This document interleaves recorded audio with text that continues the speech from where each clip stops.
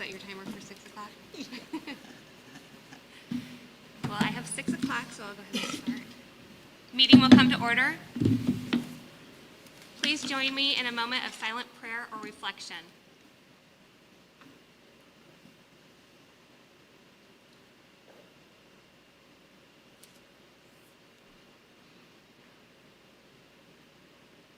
Mrs. Fleming, will you call roll, please?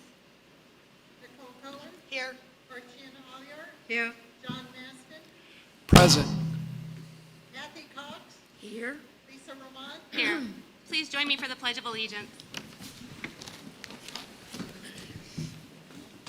I pledge allegiance To the flag of the United States of America and to the republic for which it stands, one nation under God, indivisible, with liberty and justice for all.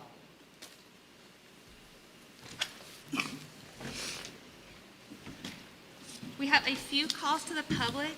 Some of them are on specific items that we will be discussing later on in the meeting. But I do have one from Mr. Larimore on schools reopening.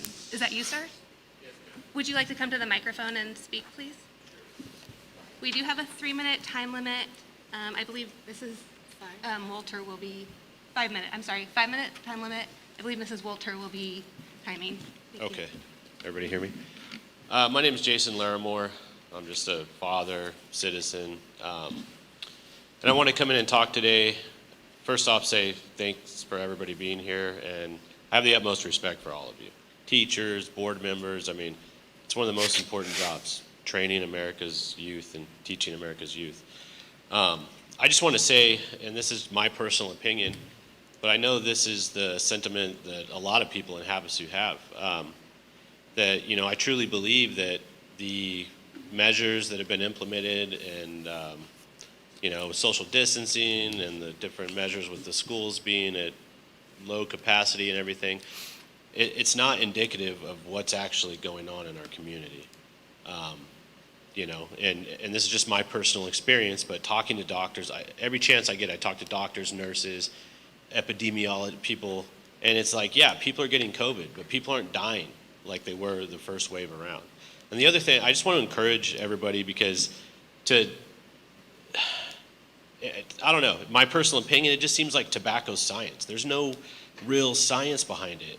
It reminds me of, like, it's just like fear and propaganda. And there's this COVID train just trugging along. And I'm not blaming any of you guys because everybody's just on the COVID train just going. And you guys are just trying to do your job to the best of your ability. But at some point, I mean, we're at a crossroads in our country. Now, Havasu is a microcosm of the rest of the United States. It's a very special place, and I feel blessed to raise kids here and be part of this community. But, you know, at some point, the people are going to, enough's enough. Because when you look at the fallout from the mental health aspect of people losing their jobs, kids being stupid from one Zoom class a week and one day of school and this and that, you look at the national averages, everything's going down, you know. Kids are going to start smoking themselves, you know, doing all this stuff. Everything's going to go up. All the bad stuff's going to go up. All the good stuff's going to go down. I mean, it's just common sense.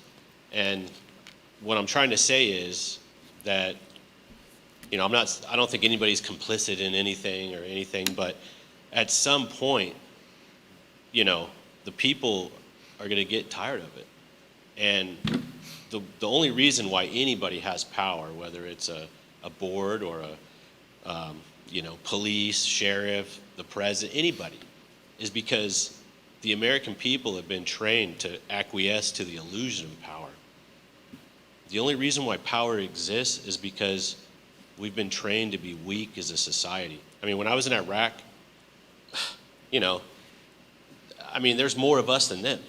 The only reason why we won over there is because, or won, you know, quotations, is because they acquiesced to the illusion of our power through our fear, through our weapons, and through our propaganda, and through our intimidation.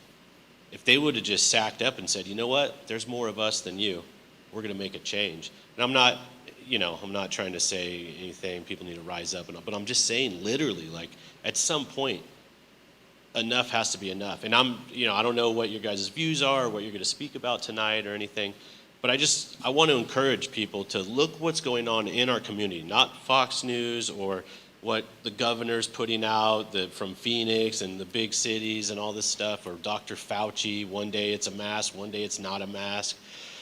And then you have to remember, people get scared of these numbers that you're seeing on the news, 200,000, all this stuff. They don't talk to you about the states that are considered endemic states.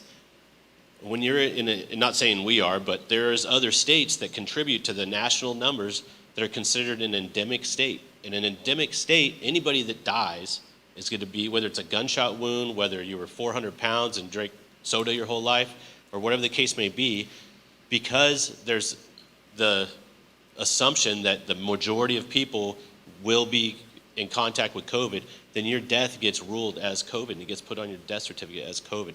And those numbers go into the national database. There's a lot of stuff that doesn't make sense. And I just encourage people to, I can't read what that says, sorry. No. I just encourage people to step outside of the norm and look at some common sense science and common sense approaches to getting the schools back open and returning to some normalcy before the fallout is more than any of us can bear. And with that, I yield the balance of my time. Thank you very much. Thank you. I believe we'll have a general response, but I think we have some emails that came in that are also on the topic of the reopening. So if you wouldn't mind, we'll read through those first and then respond. The first email is from Cindy Schuster. To the distinguished members of the LHUSD Board, I would like to start by thanking each of you for your commitment to education in our schools. I appreciate your willingness and understand the great deal of time you put forth in your efforts. I'm sure you will agree that this has been a very trying year for most of us. We have seen measures put in place that have been unprecedented. There's a growing frustration among parents with perceived inconsistencies, and I share in this frustration. I'm asking for a logical explanation that I can share with my son when he asks me yet again the following questions. Why are the elementary schools full-time and we at the middle school are not? Why is the high school allowed to play sports and we are not? You see, not only do I not have an answer for him, I see firsthand how ineffective his current level of learning is. Packets of assignments with due dates are at best busy work and are potentially harmful to those who are more than just academic learners. My son and all students deserve to be afforded the same opportunities. These kids have cabin fever, and I am alarmed that the fallout from this drastic regulations, edicts, and orders may far outweigh the hazards of the virus itself as it pertains to our youth. In closing, I would ask that you provide an answer to my questions and consider returning to normal operations across the district. Thank you for your time and happy holidays. Doug Schuster. The next is from Phil Nielsen. If the high school can go every day for 3 periods a day, why can't the middle school do the same? At least the kids would be in school even for a few hours every day. Also, if no cases have been reported in the school, there is no reasons why the kids can't go back full-time on January 4th. This whole thing makes no sense, and you are all messing with the kids' well-being. Please get our kids back in school full-time and stop playing politics. That's it. And that was it? Okay. Did you have a general response? So just a little bit of information. First of all, just to answer Ms. Schuster's question about sports, we are evaluating every sport as it happens at the middle school. Currently for basketball, we do not have coaches to support having that open, so unfortunately we cannot offer basketball, but we are evaluating each sport as it comes along, and we will make those available as we can. In terms of elementary, middle school, high school, kind of the differences there, our elementary school obviously is one classroom. Our students we've been able to cohort them. They've been able to stay with one teacher. They may have specials, but we are able to rotate that through. In the middle and high school, as everyone knows, we can't make that mitigation strategy happen as well as we can in the elementary school. The biggest concern with the health department, there are cases that are in positive cases of students at all levels. And the concern with the health department is that if we were to open fully at middle and high school, that would continue to grow. If it continues to grow, either by positive cases or simply by quarantining, the number of people that we end up quarantining or the number of people that are positive, we run the risk of actually having to close down, as we've seen in other schools kind of across the state.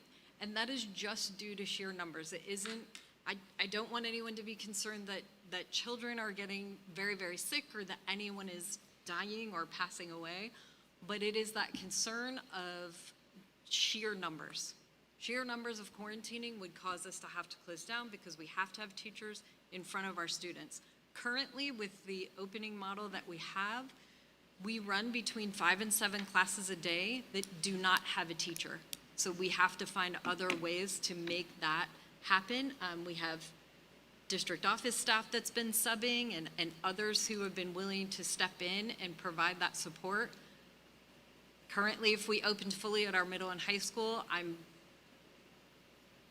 somewhat sure that that number would increase pretty quickly to the numbers of classes that we were not able to cover. So that's really what we're looking at.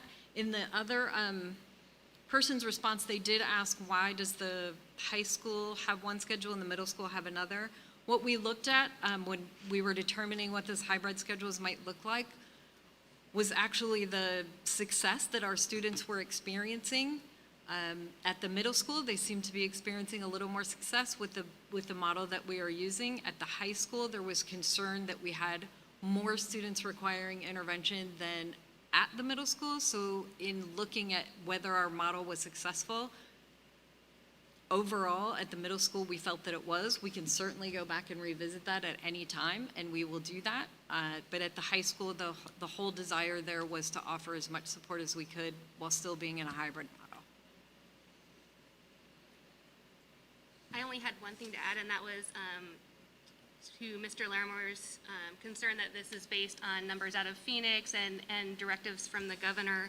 I know our superintendent has been working closely with the local health department, and that the numbers that we're relying on are specific to Lake Havasu City. They're not Mojave County wide. They are specific to our city.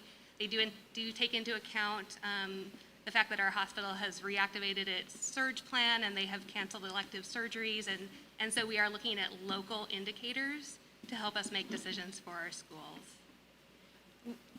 And that information is available, it's provided weekly, it's on our website under health updates. They do provide that per community. And just so everyone is aware, we fully expect to continue to look at those benchmarks and move towards a full open for all schools as soon as we possibly can. And just to clarify, this plan does not lock us into the entire third quarter. We could revise this or expand it, hopefully not have to contract it, but hopefully be able to expand it at some point. As soon as those benchmarks start to relieve a little bit, we are hopeful that we can start to add our students back at the middle and high school level.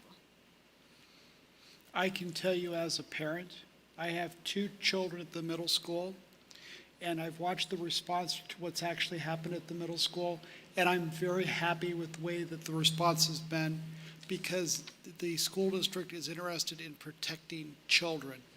And that's exactly where we should be, and we should be also coordinating with the county health department as well, because they can become the wolf out of the side that comes in and just does things. And if we work with them and coordinate with them, we're actually helping ourselves.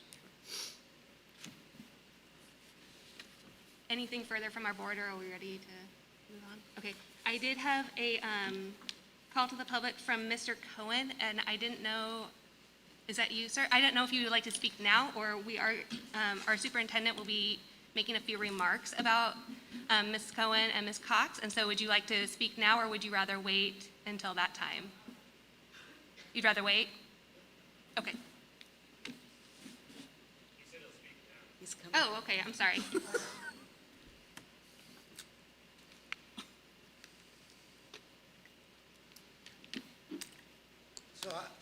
So I'm Wayne Cohn, Nicole's husband. And as many of you know, this is Nicole's last board meeting. She's been doing this for 6 years. I'm so proud of her and all that she's accomplished while she's been here. When I look at some of the things that, and of course she always talks to me about it, and I'm amazed every time. from the health center and all that we went through with that and the savings, her work with Marcia Cox, and the busing, when we were able to bring busing back, we were so proud of that. So proud of the fact that she was able to bring the arts back, and music, and so many other things that have occurred while she was president of the board, while she's been on the board. We've made such good friends. I look over at Mike, and I've seen how you've grown during the time that we've been, that Nicole's been on the board. And of course, Diana, what an outstanding job she did with Nicole. And I just want to say how proud I am of Nicole. She's, what she's learned and the amount of studying she's done, and it's just an amazing thing. So I'm just up here to say that I love her, and I'm so proud of everything that she's done. Thank you.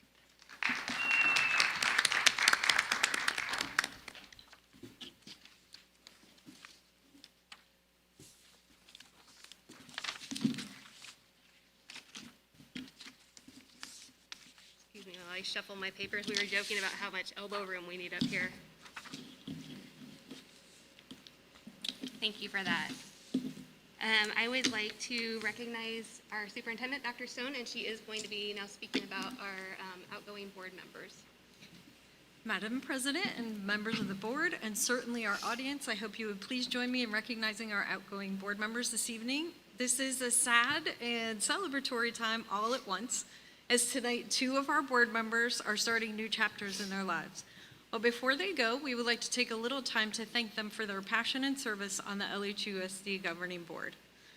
Nicole Cohen has served on the LHUSD Governing Board since 2015, and Kathy Cox has served on the board since 2017. Each brings a unique perspective in support of our LHUSD schools and the Lake Havasu community. Their passion for the work is undeniable, and that has led to many positive changes over the years. I would like to share just some of the major accomplishments that these board members have been a part of, and you will pardon me for reading because I am afraid I will forget something. A bond and override was passed, which was a significant accomplishment, and those measures had failed with voters for many years. This was accomplished by building trust within the community through honest and open conversations, as well as ensuring transparency in all areas of our school district. The override provided the district with the opportunity to conduct a salary study, correct areas of inequity, and ultimately provide staff raises. The bond has focused on capital improvements to include a new state-of-the-art football stadium, baseball and softball fields, security improvements to our elementary and middle schools, and elementary campus improvements to include playground upgrades. The board worked collaboratively to develop a new mission statement with guiding principles and philosophy definitions for clarity. A new curriculum philosophy was also created to ensure our students have access to a high-quality curriculum that supports our district mission. Recognizing a need for student support, Rachel's Challenge was introduced and overwhelmingly supported by our governing board and the Lake Havasu community. Each school continues to support this through assemblies and kindness clubs, culminating in a chain reaction event for high school students. In the spirit of transparency, the board addressed financial concerns with the Employee Benefit Trust and worked to ensure staff benefits were protected while moving to the Northwest Arizona Employee Benefit Trust. The final accomplishment I will share this evening is the adoption and opening of the Oro Grande Classical Academy. This is LHUSD's only magnet school. Students experience a classical education with traditional teacher-led instruction focused on virtues-based education and content taught through a historical lens. These are just a few of the many accomplishments that will continue to support and serve the students and staff in our LHUSD school community. I've learned a great deal from both board members and am honored to be supporting this community and continuing the work moving forward. At this time, I would like to welcome Diana Asire, our recently retired superintendent, to share a few words.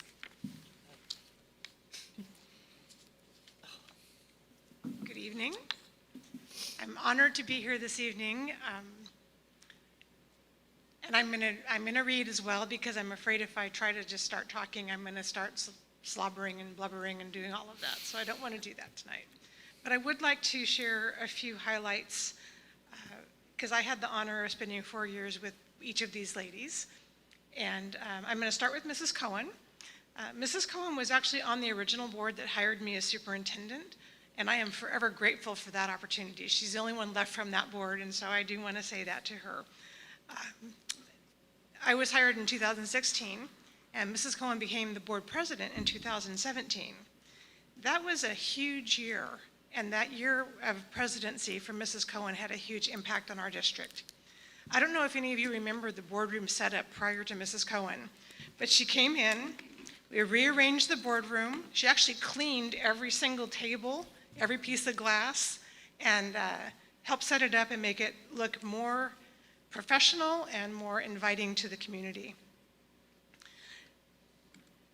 She also revised the board agenda and the meeting format, and she increased the opportunity for the board and public to participate in the governance process. She worked through the decision-making processes to ensure that information upon which decisions were made were available to everyone.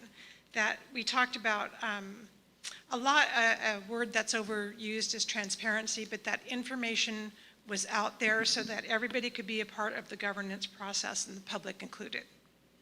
During that year of her presidency, the real work began on the EBT board, and I know Mrs. Cox, you were also attending those meetings at that time, to really work toward, I would just say, cleaning up that employee benefit trust and the kind of money that was going down the drain there.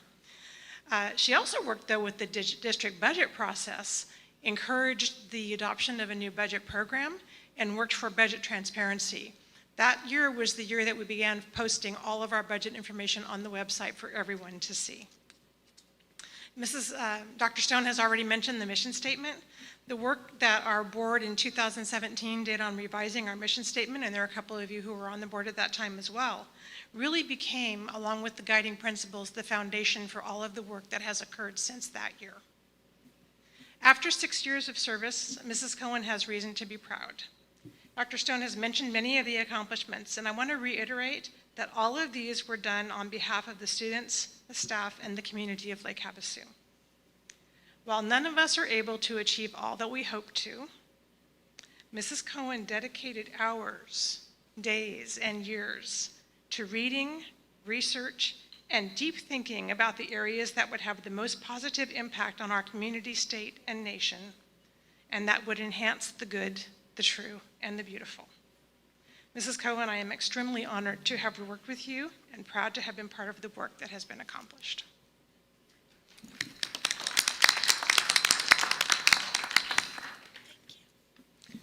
Mrs. Cox joined the board in 2017, also in that pivotal year, and brought experience and perspective to the board. Mrs. Cox stands out to me as the person who asked questions and shared experiences to help clarify the decisions that were at the table. Mrs. Cox studied her agenda packets, used her experiences, and provided advice and options to the board for conversation. Mrs. Cox became the board president in January of 2019 and chaired the series of site-based curriculum meetings that allowed many staff to understand the board's curriculum philosophy and to provide feedback to the board on their perspectives of the district's curriculum implementation to date. These meetings and the feedback that we received led to the district-wide adoption and distribution of Mike Schmoker's book, Focus, as well as the work of identifying essential standards and a focus on learning, not testing. And again, all of you who are seated here were a part of those meetings, and you remember the feedback that we gained and that Mrs. Cox facilitated. As a board member and during her time as president, Mrs. Cox worked to ensure that all board members were heard and considered before a decision was made. Mrs. Cox diligently researched the information provided to the board and asked questions to clarify her understanding prior to voting. She also shared many ideas and perspectives during our private meetings, and she often broadened my thinking and influenced our actions as a district team and our final recommendations and decisions. I know she doesn't realize, because she's mentioned this, that she and I would disagree quite often, but she always left me reflecting. And many of the questions that I asked as a follow-up and actions that I took were as a result of those conversations that we had. Mrs. Cox, you should be very proud of the 4 years of service and the many accomplishments that you have made during this time. I'm honored to have worked with you and extremely proud to have been a part of the work that we've done. Thank you. And we do just have a small gift for both of our board members and just sincerely appreciate all of their time and service on this board.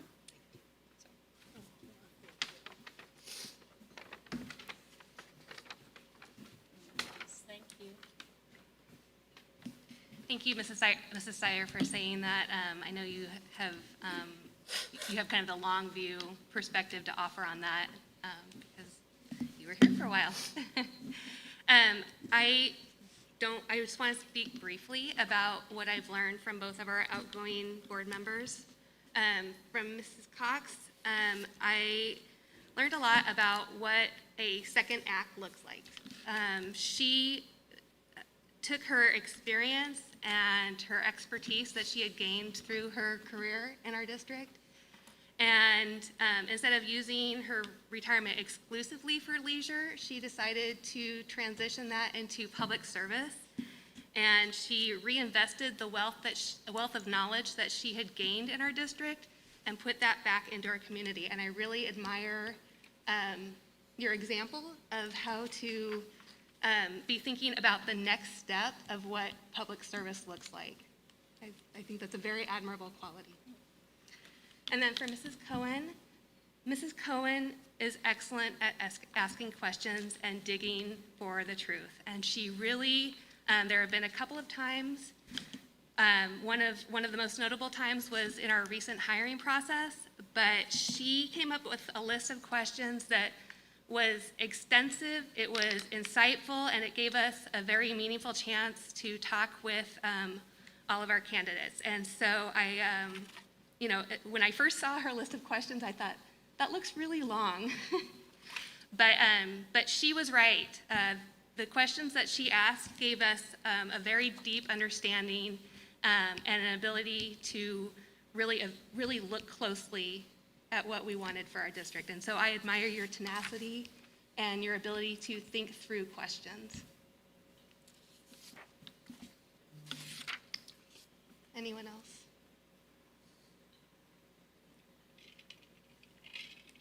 I'd like to say a few words.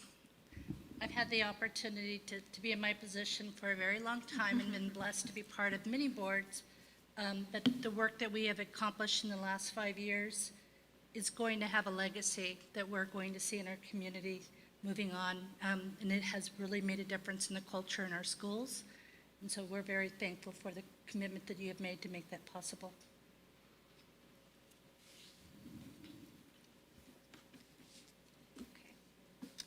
If there's nothing further, I will move on with our recognition of our LHC Education Association representative, Mrs. Nowakowski.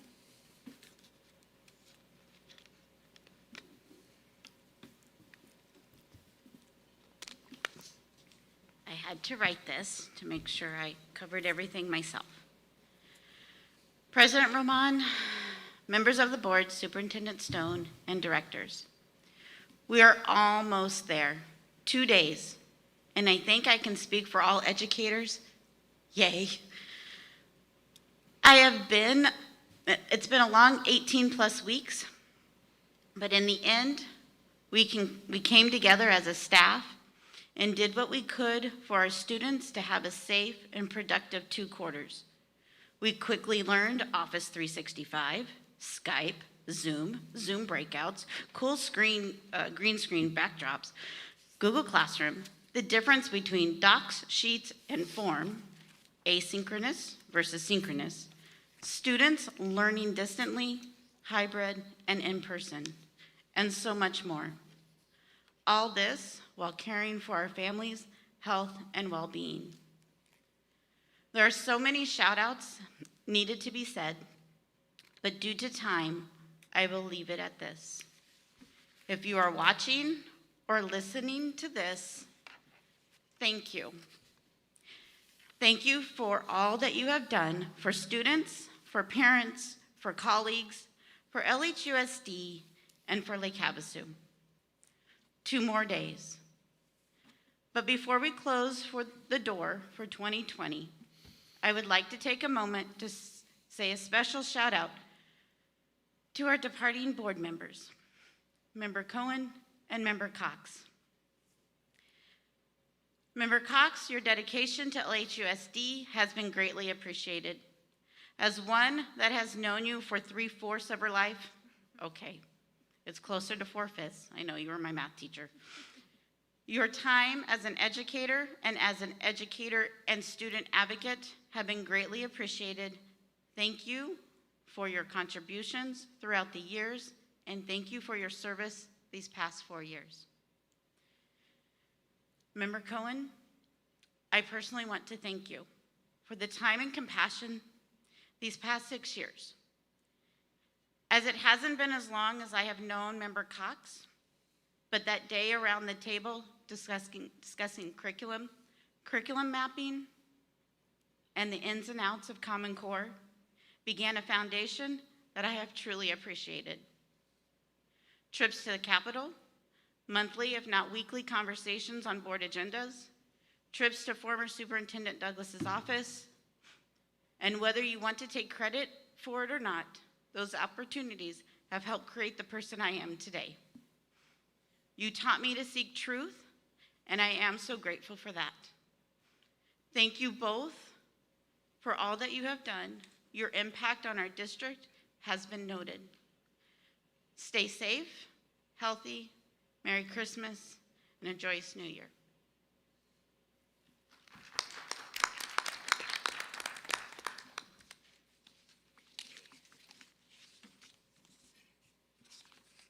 Do I have a motion on the consent calendar?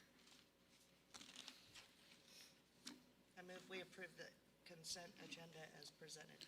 I'll second that.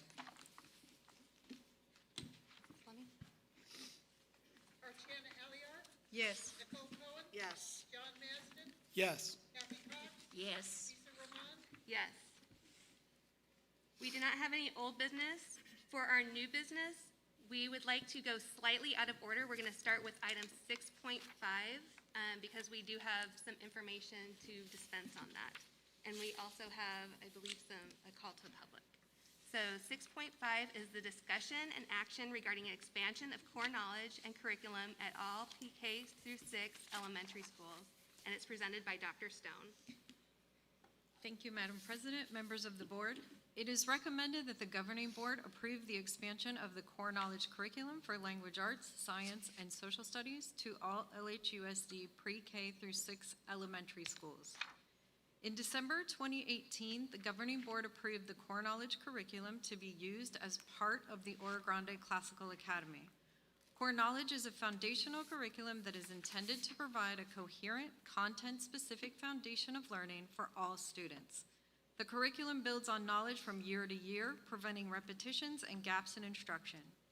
Every LHUSD student deserves access to a guaranteed and viable curriculum. Our elementary schools have been lacking in curriculum for a number of years.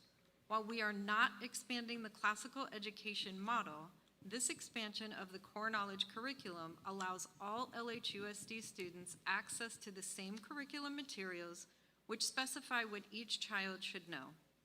This in turn allows teachers to devote their time to creatively planning how to teach the content, which will become the focus of our grade level and articulation planning meetings. This will also support our work in developing meaningful professional development with common resources. The district provided information about core knowledge to principals and teachers, which included access to the materials already in use at Oro Grande Classical Academy, as well as a question and answer session with Oro Grande teachers.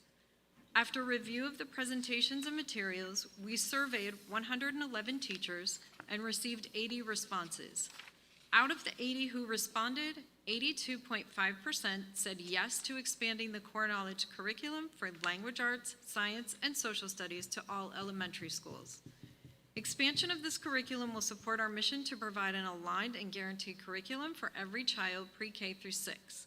We are working through the process of procuring resources and materials from vendors and will bring specific costs associated with this expansion to the governing board in January for approval, should this item be approved. Do I have a motion on item 6.5? I move that we approve 6.5 as presented. I will give my support to this as well because I think this is a wonderful idea for our children. At this time, if Mrs. Asire would like to speak, would you like to?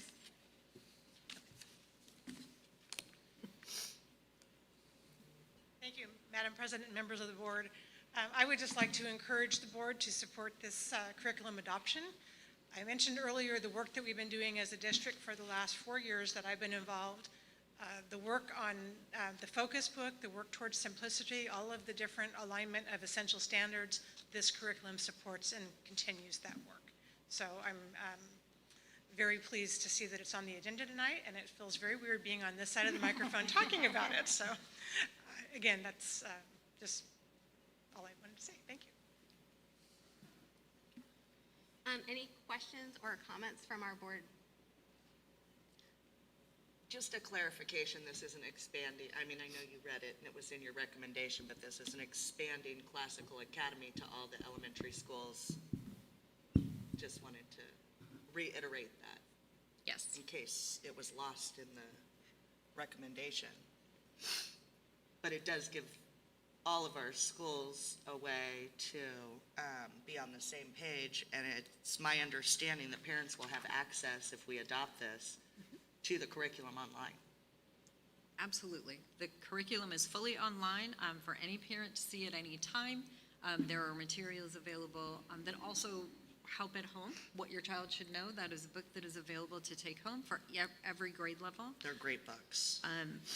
And that is one thing that I would like to clarify. This, again, is not moving the Classical Academy to any other schools. That is a special magnet school. It will remain that way. This is really just moving the curriculum forward, so every child has access to that. Every teacher has access to those materials for planning. It unifies all of our elementary schools in terms of content for kids, so they're all moving forward with that same knowledge base. It doesn't in any way limit any other magnets that we may look at. This curriculum is simply the foundation. Watching is how what was put into Oro Grande has moved up through the system into middle school and up into high school. I think this is a great, great, great thing for our children, and I think we should do this. I support this too, and I'm especially excited because it's a response to, Mrs. Asire alluded to this, but 2 years ago, each of the board members went to each of the school sites, and we heard from teachers and administration about their specific concerns for their campus. And this was one thing that we heard at the middle school is that there was some disparity. You could tell sometimes if a student came up from Starline or if they came from Havasupai or Nautilus. And so this gives us a way to, as Dr. Sohn said, to unify the content that we're presenting to children. It still allows teachers some autonomy and to be able to apply their own creativity in their classroom, but it really gives them much more of a blueprint of what to teach, and they still get to determine some of the how. Was that a fair way to say it? That is a very fair way to say it. Okay, I'm probably borrowing your words. You probably said that, and that's why it's stuck in my mind. But in any case, I am also supportive of this for our district. I would like to speak.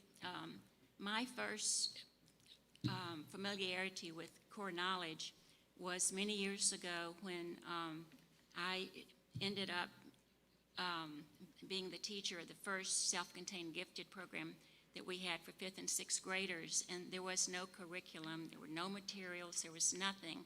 And I thought, what am I going to do to put something together?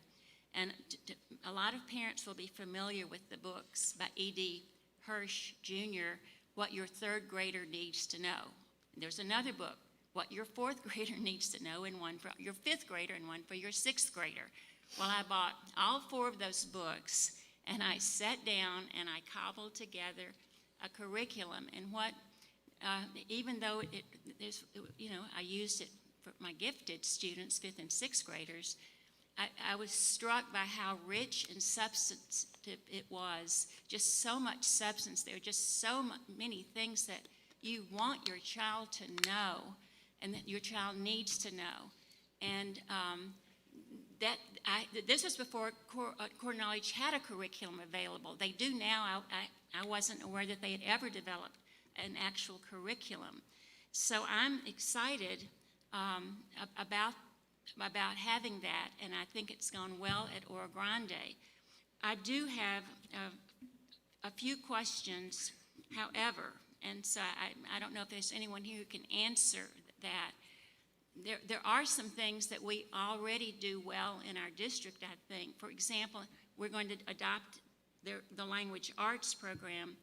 Well, I think we have a really good phonics program here. I'm not familiar with Core Knowledge's phonics program. I don't even know if they have a phonics program.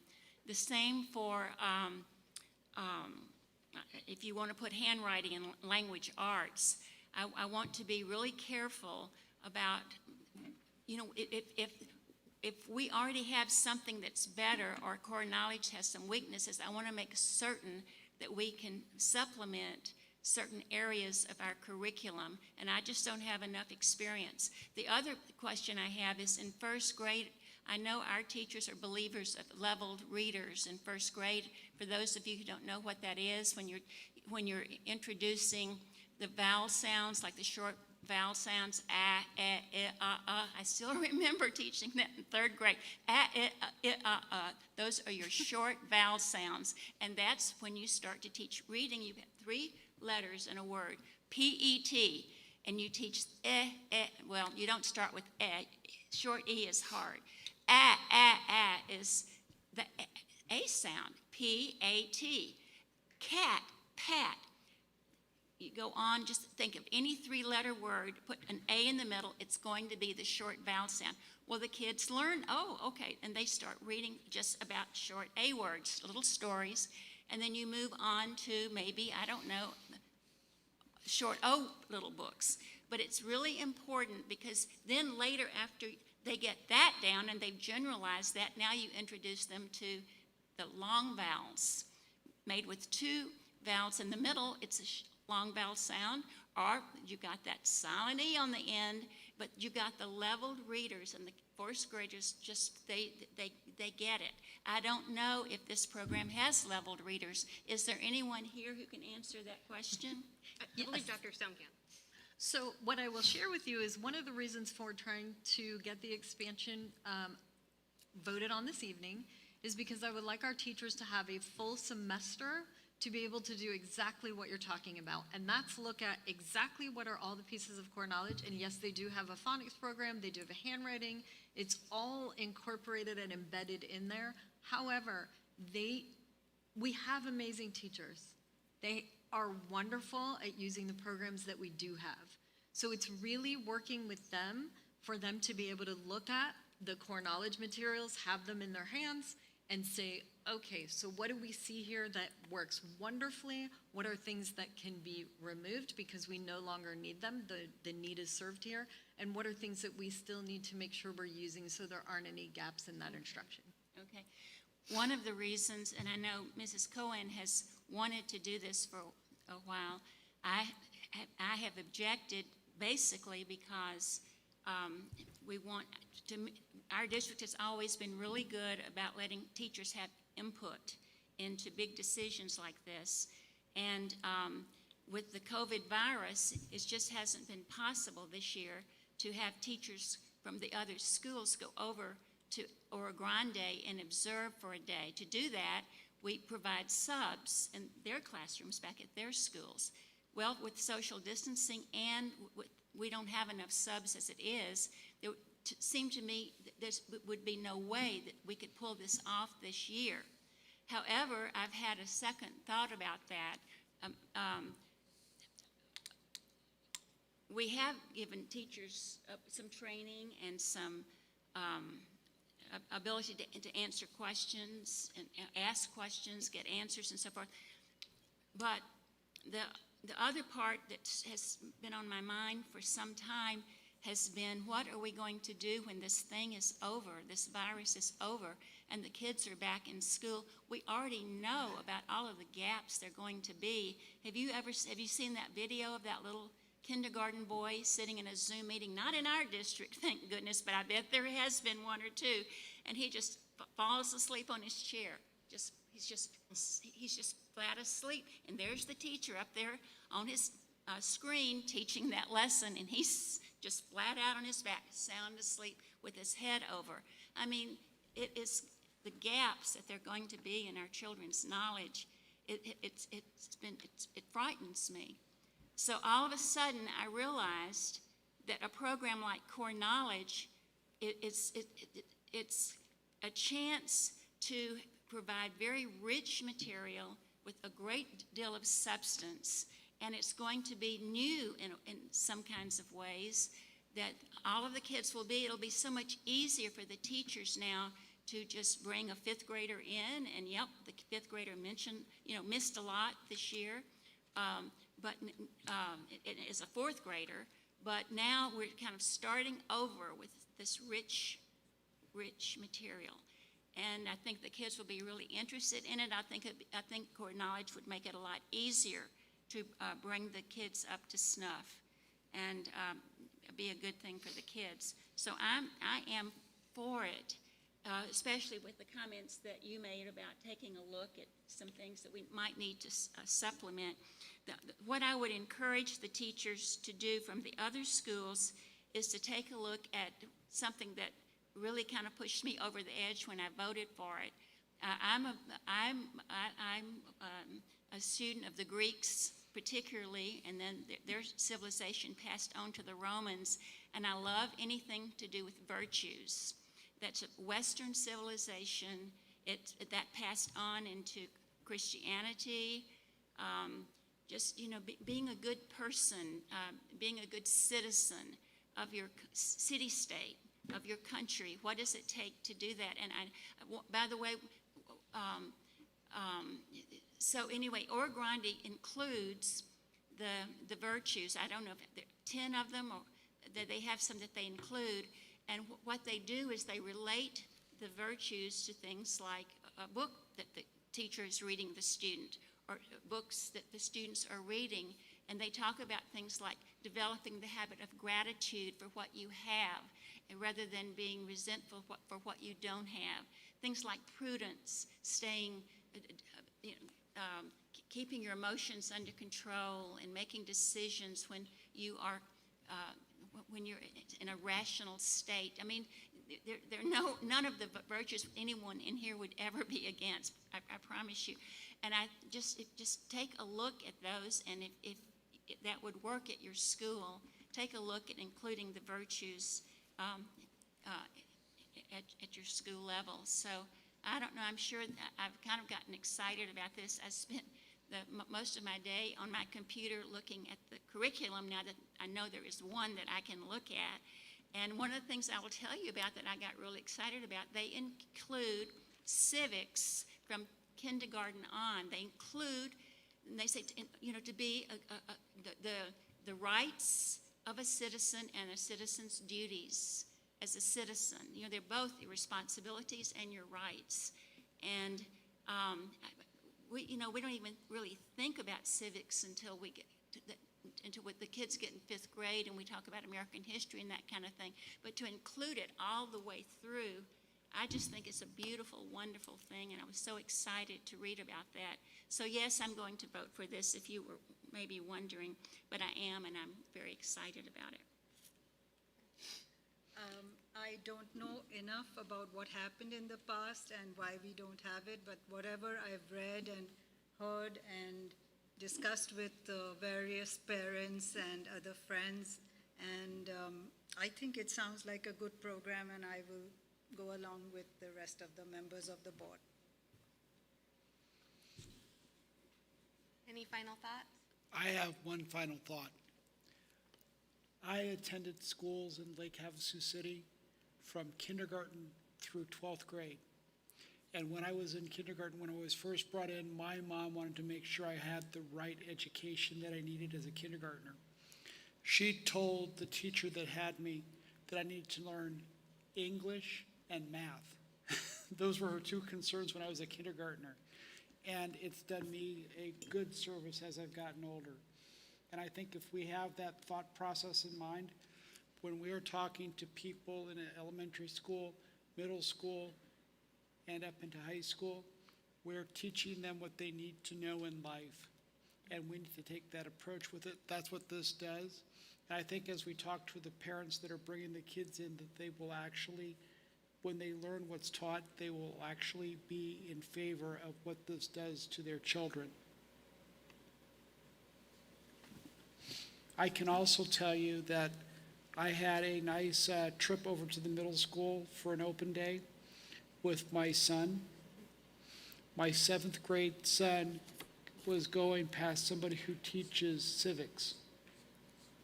And he was able to tell me what the Constitution had in Article 4, which I think is just the best thing you can do for a child like that, because it starts to set their limitations and what they have as rights and what they have as limitations as citizen of the U.S. And I think that's a good step for anybody. I can't think of a better way to celebrate the Bill of Rights Day, which is today, December 15th, 1791. So, Well, with that, it sounds like we're ready to vote. There are Oh, I'm sorry, was there? There's a Oh, I'm sorry. And many have been answered. Okay. So Brett Miller, regarding the classical curriculum being considered for the elementary schools, originally the stated goal of the curriculum at Oro Grande was to entice homeschooled and charter school students to come back to the district. The curriculum was expanded to K-6 at Oro Grande after the first year. How many students did the program bring from homeschoolers or charter schools? Where can this data be found? The Classical Academy was also a pilot for other specialized curriculums. One of the ones mentioned in the future was a STEM magnet program. What's the status of this? Will adopting the curriculum district-wide present an obstacle to a STEM-based curriculum in the future? If the desired outcome of a curriculum is to drive student performance, what evidence do you have that it has done that, since there's been no standardized testing since the expansion at Oro Grande? I understand the district has been out without a basic curriculum at the elementary level. What other curriculums were considered in addition to the classical one? Why were those deemed to be insufficient? Go ahead. I was going to say, there seems to be some overlap in people's understanding of classical and then core knowledge. They are two separate things. Even though they are both currently used at Oro Grande, they are separate. And so all we are talking about is expanding core knowledge to our other 5 elementary schools, not expanding the Classical Academy itself.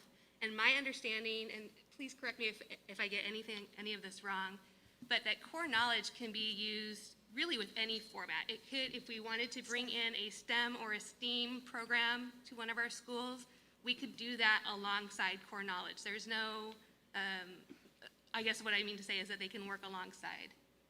Yeah. And just, we did not, because this is an expansion, we did not look at other specific curriculums, but I will let you know that we did look at schools in Paradise Valley and Kyrene school districts who both use the core knowledge curriculum, and looked at their data and results to show that this is certainly something that drives student achievement. The next is from Tia O'Halloran. Vote yes on offering core knowledge to all of our students. Oro Grande Classical Academy has had this curriculum for almost 2 years, and the students have had remarkable results. As a parent, I've considered moving my student to Oro Grande just for this curriculum.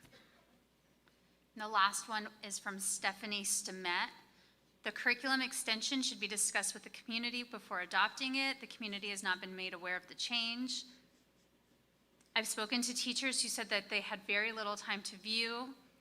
Why is the district not being forthcoming? The curriculum is not suited for everyone. It's modeled after the Classical Academy. I do not want my child to have a watered-down, listless education. I'd probably teach them from my old textbooks. So just to reiterate that classical and core knowledge are 2 different things. Going back to Mr. Miller's email about has Oro Grande, even though this is a separate conversation than what we're really speaking about tonight, I do think he poses an interesting question about if Oro Grande has drawn in more students than would normally be enrolled based on its location. And so I don't expect anyone to have that information at their fingertips, but that might be something, some data to gather at some point in the future. And just to the last email briefly, in terms of watered down, core knowledge is actually a very rigorous curriculum and has served that for our Oro Grande students, and I think we'll do the same for all of our other students. And one other thing, because I'm sorry, I didn't write down the name of the last person who wrote in, but she was talking about adoption. This is not a curriculum adoption. We already voted to adopt this curriculum at Oro Grande, and so it's gone through the entire process that any adoption has to go through. It went through the public view, 60-day period, and so this is an expansion, and we can do that based on a board vote.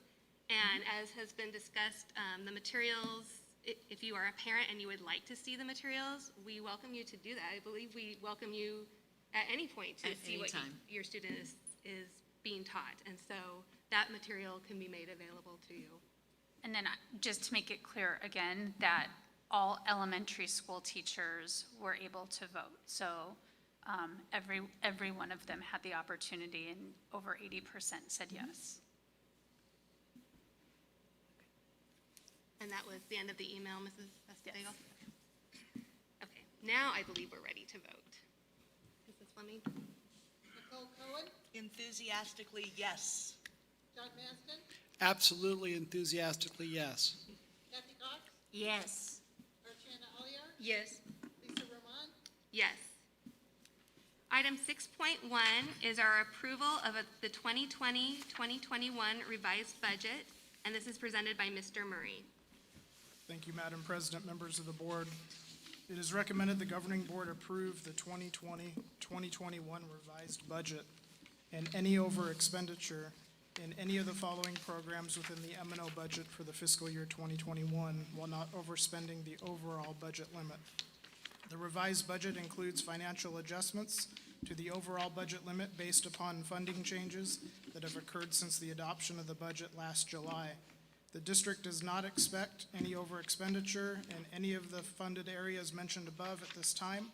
However, ARS 15-905G, if there needs to be an over expenditure in any of the funds, we must have board approval prior to the end of the fiscal year. The maintenance and operations expenditures will not exceed the overall budget limit, and the revised budget and summary sheet were provided to the board just before the meeting. And just a note that there will be another mandatory revision in May. And I'll explain kind of why we're here during this presentation.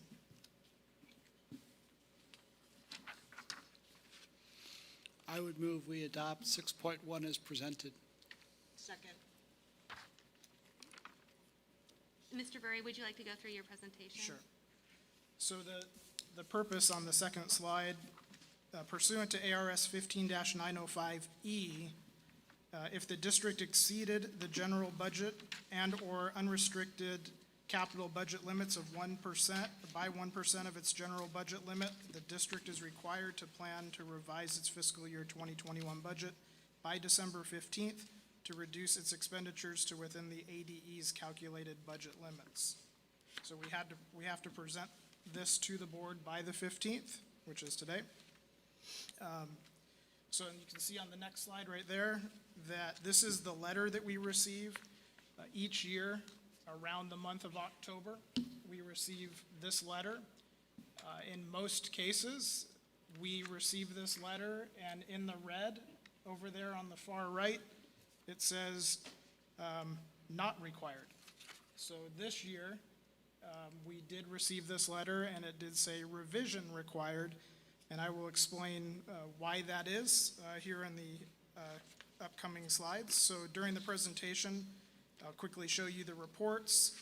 We'll talk about ADM, the budget revision number 1 process, and then financial transparency will be the very last slide where you can see the actual budget revision sheets. So on this slide, you can see very small, just for graphic purposes, showing that there is a Budget 25 report that we use. It's the top two reports, left and right. The blue ribboned report, that's the maintenance and operations side, and the report on the right with the orange ribbon, that is the unrestricted capital side of the Budget 25. And then that report on the bottom is the APOR 55-1, which you'll see here blown up in just a second on one of the next slides. So next slide, we'll talk about average daily membership. So this is prior year and current year where we're reconciling to the Department of Ed. And on the next slide is the enlarged version of the APOR 55-1. This just happens to be page 1 of 6, but it's the most important for budget revision purposes. You can see on the left side, the red box represents the total of ADM for this fiscal year. The right side with the green box shows fiscal year 20. And you can see the difference there between last fiscal year's ADM and this current year's fiscal ADM. There's approximate loss of about 205 students between last year and this year. Budget adoption in July to October of this year. That does not take into account on this sheet the weighted student count. So if a number of them were special ed students and they were receiving special services for any particular area, there's additional weighted support for them, so that number actually could be inflated. But just to speak, just basically belly buttons or bodies, were about 205 students below where we were at the end of last fiscal year. The next slide will show how that all begins to be revised. Again, that letter that we received, that is the reference point. So ADE calculates what we send to them by way of student enrollment. It goes through their system and calculates what our budget limit should be based on that data, and that generates that letter. So if we are over 1% of the general budget limit, that's why we're here today, we have to revise. So on this slide, you see in the green section at the top, that's fiscal year 20. That's the 100th day numbers that you just saw on the previous slide, that APOR 55-1 in the green box, 5103.241. And then you can see there the estimated 2021 ADM. In that red box, you can see 4,898.433, which also, down at the bottom of that slide, I just made a snippet there, so you can see the top part of that APOR 55-1, that those numbers do match. So if you go to the next slide, part of inputting this information into the budget spreadsheet, the data entry tab, on the bottom portion of the APOR 55-1, you can see that screenshot or snippet down at the bottom. I plug those numbers into the budget spreadsheet data entry tab to make sure, again, we're reconciled to the Department of Ed. And that's what then gets us to these numbers that are coming here as part of budget revision number 1. So the next slide will introduce that process where we now begin reconciling to the Department of Ed. The next slide shows the blown-up version of that Budget 25 report that you saw earlier on the introductory slides. So this is the actual report that we get that matches or mirrors the letter. The letter is generated based on this report. So you can see that ADE has a calculated column and the district has a column. That district column was the column that was used at the budget adoption back in the beginning of July. And then because of the fluctuating ADM, again, going back to losing approximately 205 students, we lost funds directly tied to them. So then now you see ADE's calculated column, and this is I just scanned my working document there to make sure all of my calculations carry over and are inputted into the spreadsheet properly.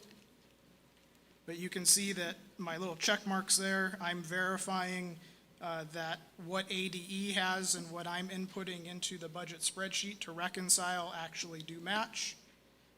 You can see down at the very bottom, I wrote 39,534,164. That'll be a number that we see here on the next slide. This is page 7 of the budget report. You can see that it has a little pink tab attached to it. So if you did want to look at the actual budget spreadsheet, board members who are in attendance, you can see that that pink tab on the PowerPoint is the pink tab referenced in the spreadsheet. It's the same screenshot, basically, that I took page 7 and screenshotted on this, so it's easy to just see and follow. You look at all of the calculations, those blue arrows are included on that Budget 25 report. And then that red circle at the bottom is that $39 million figure that I had handwritten on the bottom of the Budget 25 report. And you'll see how all that works here on the last slide. The next slide is page 1 of the budget sheet. And you can see there that bottom right-hand corner, the red circle, that is our budget capacity. Again, that's the $39 million figure that we saw on the Budget 25 report. And after I get through this right at the very end, I'll explain how simple this part of it is. This December revision is truly just reconciling to the letter that we received.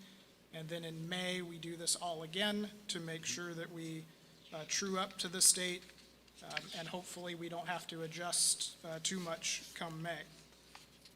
The next slide is the enlarged Budget 25 for the capital, unrestricted capital, the orange section. On that, it looks a little red, but it's an orange band. You can see again my check boxes, or my checks there, to make sure that I'm reconciling to ADE. And you can see I hand wrote in there $5,670,895, which is exactly $1 million more than what we have down at the bottom there for applied capacity, and you'll see how that works here in just a second. The next page on the PowerPoint is the orange tab. So if you wanted to look at the orange tab on the budget, actual budget sheets, you'll see that exact same section on the budget sheet. But in the PowerPoint, I just went ahead and put it here so everyone in attendance could see it. That red circle, again, that's that $5,670,000 figure that I had written down on the Budget 25 report. So finally, pretty close to the last slide. Again, just referencing the letter, you can see the letter shows what ADE's calculated limit is. Then you take the 2 screenshots that I have there, little snippets there. So in M&O, I mentioned that $39 million figure. That's exactly $1 million less than what ADE has there for M&O. But then if you look at the bottom, you can see that capital has exactly $1 million more than what ADE shows. So the numbers balance out. We proposed this at the beginning of the year in July, where I moved $1 million from M&O to capital to help with paying down, giving us flexibility with bond projects. We have an upcoming possibly adoption or expansion once we get the actual numbers in place. That'll come back before the board here in the coming month or so. So that money was originally shown and approved back in July, but because of this revision, we had to do it all over again. So you can see that based on what ADE has calculated and sent us in the letter, the formal letter, that we are now again reconciled with ADE. And then here's the reason behind it in the next slide.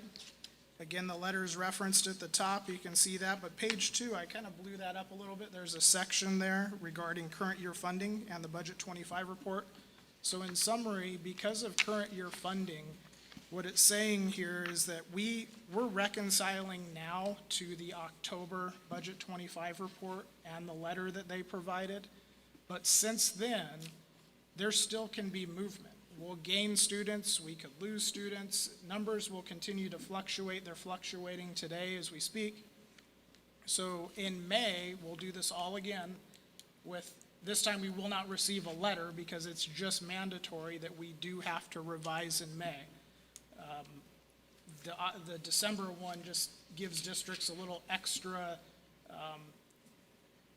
notice to make sure that we are on notice, that we are going to have to be mindful that we are adjusting our budget early on.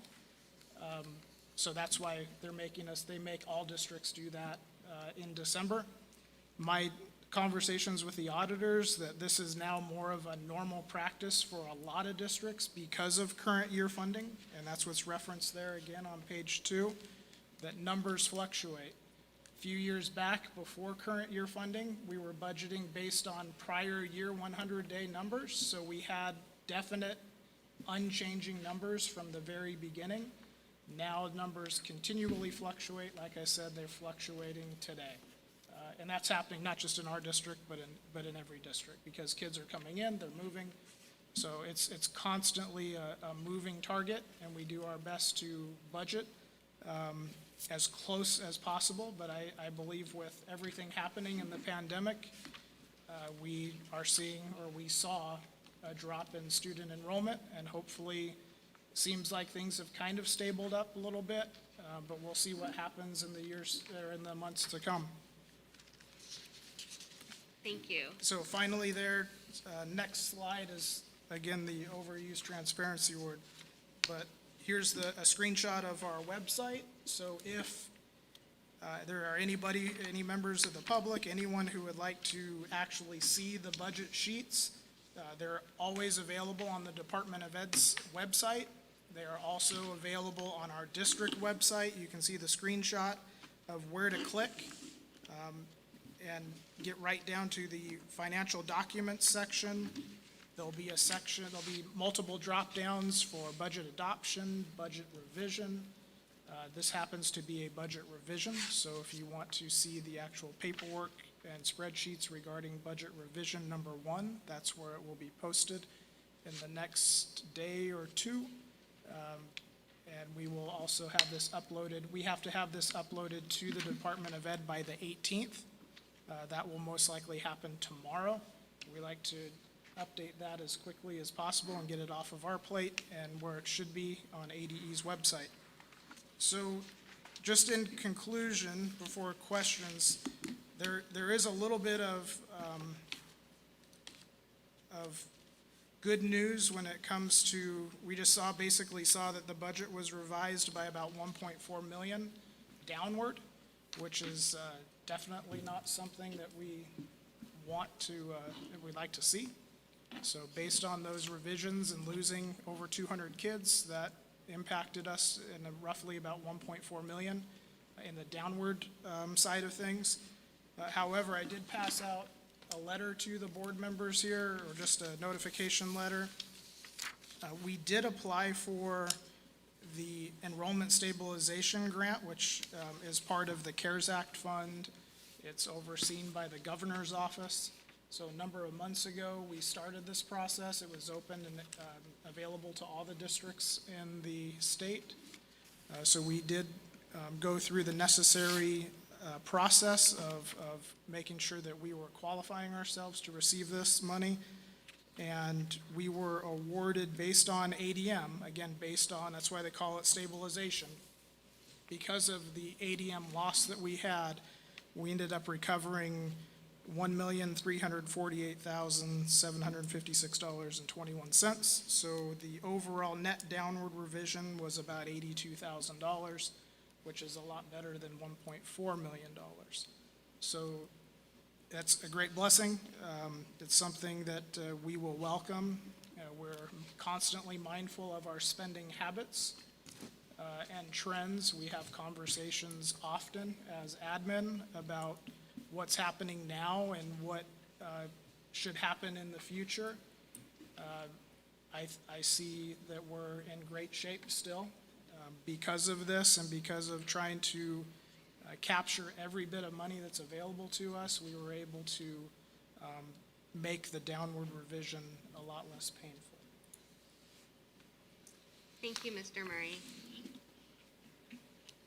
At this time, because it is a budget revision, I will of course open it up for our board to discuss, but it's also open to the public for comments or questions. You don't need to have filled out a call to the public. If you have something that you would like to ask or say, you are welcome to come up to the microphone and do so. I actually have a question. So if I understand what your presentation was correctly, this does not affect our teaching staff, our backup staff behind them, or our schools? Everything stays the same and stays open? Correct. Yeah, all we're doing is aligning our budget capacity with the state. So this is all about budget capacity and what the state is saying. They set a limit. They tell us what you can spend to. If we spend over that, then they take it out of next year's budget.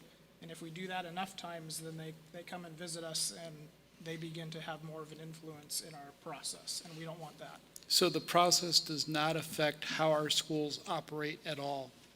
No, it does not, Not this time. currently. I'm sorry, what did you say? I said not this time. Oh, gotcha.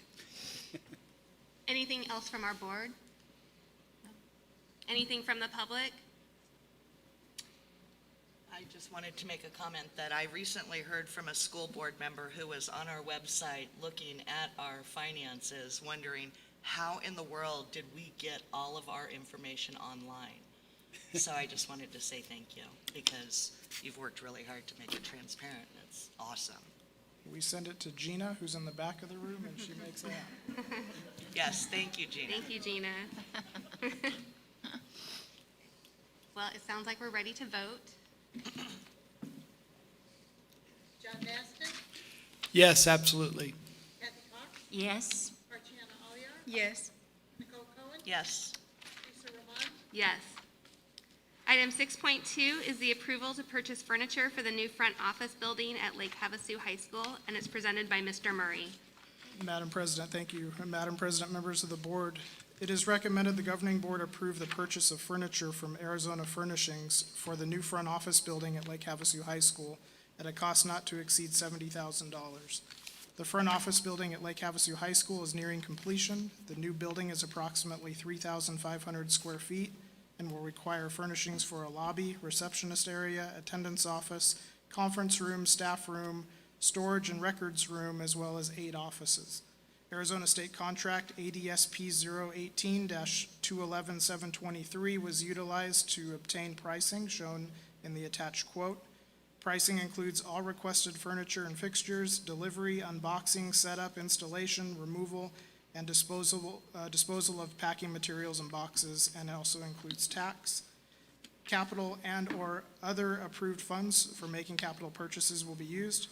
This item has been reviewed by LHHS high school administrators and purchasing, and furniture quotes and layout drawings were sent electronically to the board prior to the meeting. Do I have a motion on item 6.2? I move that we approve 6.2 as presented. Second? Any discussion or questions? Doesn't sound like it. Mrs. Fleming? Kathy Cox, Yes. Archana Aliyar, Yes. Nicole Cohen, yes, John Maston, Yes. Lisa Roman, Yes. Item 6.3 is the approval of sale and disposal of vehicle assets, and this is presented by Mr. Murray. Thank you, Madam President, members of the board. It is recommended that the board approve the sale and disposal of vehicle assets listed below. A review of fixed asset items has identified the following for sale or disposal due to dependability, reliability, and/or cost to repair or maintain. The items were identified by the Transportation Department and reviewed with the business office. You can see the list there. These items were reviewed by purchasing and fixed assets and will eventually be uploaded onto public surplus website. Do I have a motion on item 6.3? I move that we approve 6.3 as presented. I can tell you, as somebody who Second. has his own fleet for his business, that these are necessary moves.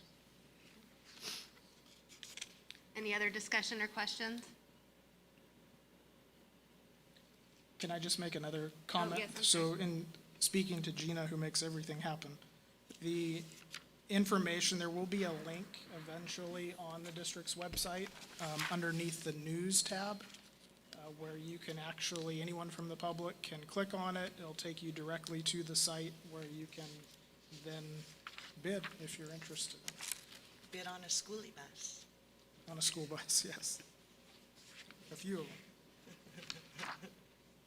And that will be coming up online in the next few weeks or so? Correct. The surplus auction representative was out already, getting the photos and preliminary information. I'm just waiting for approval.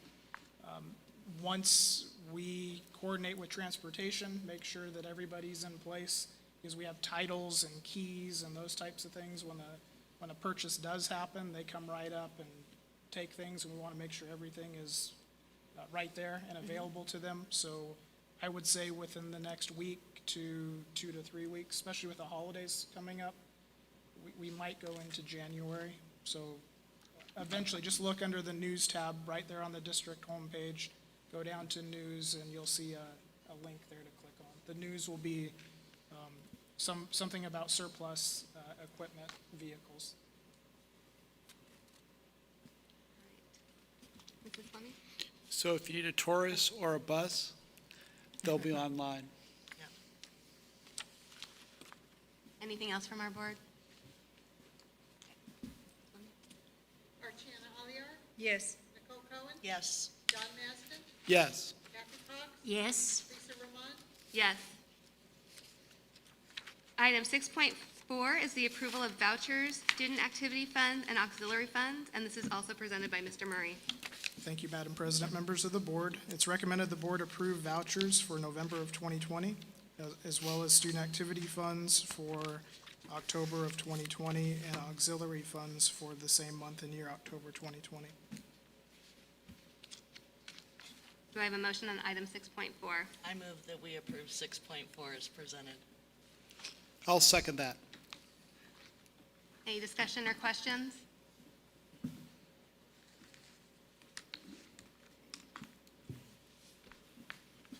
Nicole Cohen, Yes. John Maston, Yes. Kathy Cox, Yes. Archana Aliyar, Yes. Lisa Roman, Yes. That concludes our new business. For informational items, do we have anything from Dr. Stone? I would just like to thank all of our teachers, our principals, our staff for the amazing job they've done during this first semester. I know it has been a lot of challenges and changes during that time, but they have worked really hard to meet our students' needs, and I just want to thank every one of them. Wish everyone a safe and healthy holiday season, and again, would like to just express my thanks for Mrs. Cox's service on the board and Mrs. Cohen's service on the board, and help to me learning what I am supposed to be doing up here with all of you. Anything informational from any of our board members? I would just like to thank our staff, our teachers. What they have done this year, to me, has been heroic.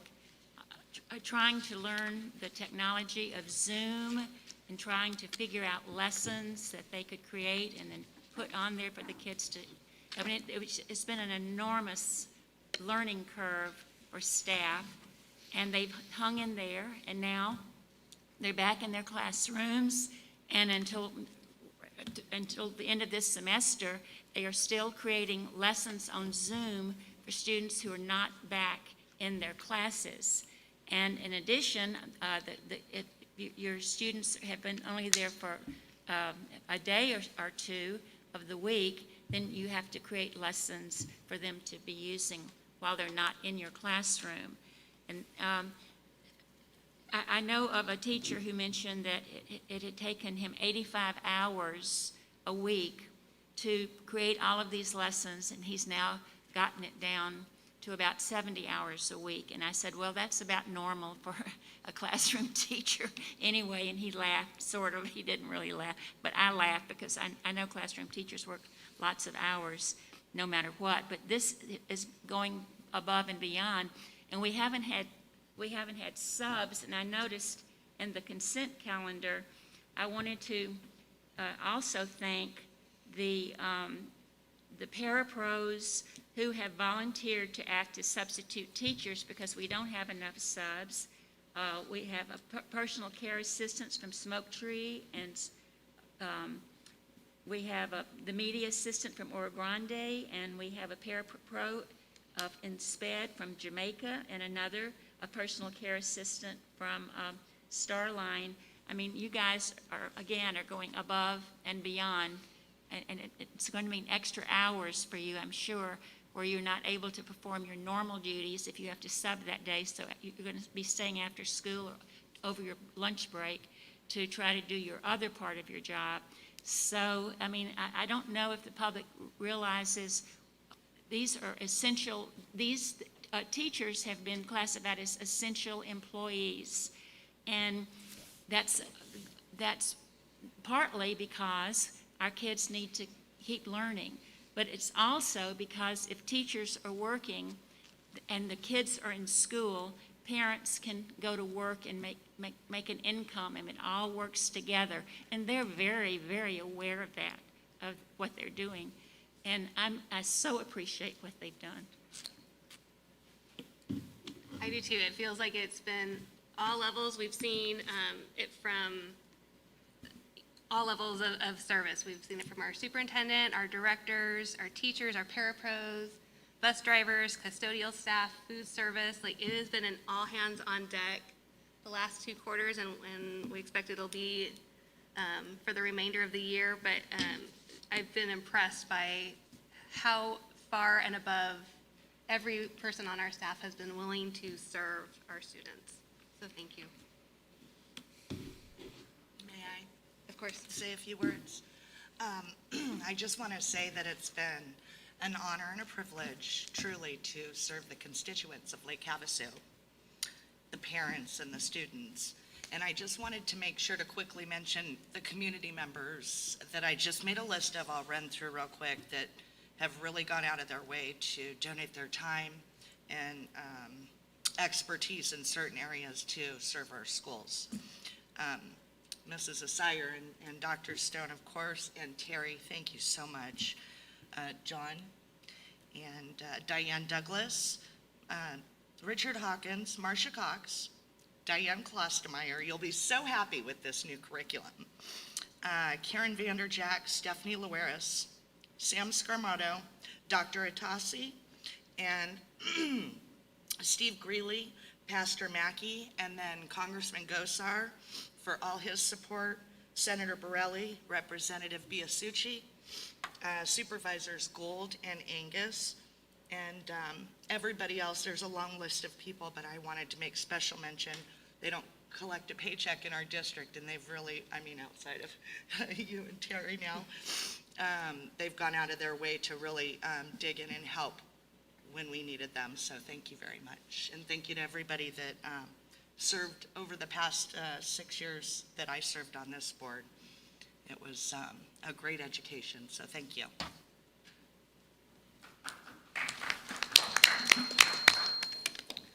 Okay. Did we have any calls to the public come in? No. Okay. Is there anyone from the press? Okay. Then at this time, I will accept a motion to adjourn. So I move moved. that we adjourn. Would you like to second, John? I'll second my motion. Okay. Okay. I didn't even. I'm sorry, I heard Mrs. Cox I first. didn't hear I'm sorry. you in the first place. John Masden, Yes. Kathy Cox, Yes. Martina Alliar, Yes. Nicole Cohen, Yes. and Lisa Roman. Yes. Meeting is adjourned.